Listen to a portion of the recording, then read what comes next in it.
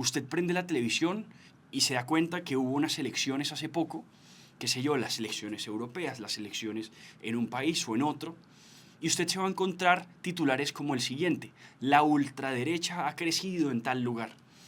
Y luego también va a decir, en cambio, la socialdemocracia ha crecido de tal manera. Y es muy interesante cómo cuando se habla, por ejemplo, de la derecha, siempre se utiliza la expresión la ultraderecha. O cuando se habla, por ejemplo, de la izquierda o del socialismo o del comunismo, nunca se utilizan palabras que sean así de duras. A nadie se le llama comunista ni se llaman comunistas. Siempre es socialismo democrático, la socialdemocracia, el progresismo. Y lo interesante de todo eso es que al tiempo que se suavizan las palabras, se endurecen las otras. Aquel que controvierte, que contradice, aquel que se niega a someterse a esta esclavitud, a esta corrupción de las palabras, a ese se le dan palabras duras, se le colocan etiquetas como fascista, antiderechos, retrógrado, misógino y otras más. Hoy en día se le llama fascista a todo aquel que no esté de acuerdo con la agenda progresista o de izquierdas. Hoy en día se le llama la ultraderecha a todo aquello que no sea desde el centro hacia la izquierda.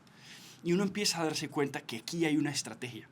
Hoy en día le llaman, por ejemplo, interrupción voluntaria del embarazo a lo que antes se le llamaba aborto.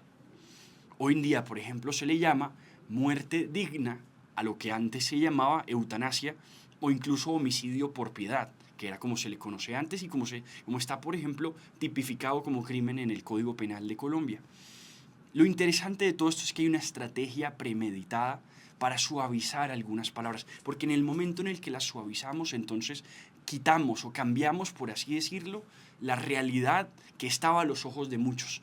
Y entonces ahora es otra. Estamos cambiando la realidad. Como decía este libro, como decía este funcionario, estamos recortando la mente de la gente.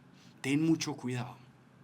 Ten mucho cuidado, porque a veces las palabras que te venden y las palabras que te prohíben son parte de una estrategia para hacerte controlar, para controlar tu mente, para controlar tus pensamientos al final del día, para que no exista lo que ellos consideren crimen mental, para que no pienses distinto a como piensan ellos. Es el intento de la uniformidad del pensamiento. Y tú debes pensar por ti mismo, y tú debes adecuarte a la realidad. Y lo correcto es llamar las cosas por su nombre.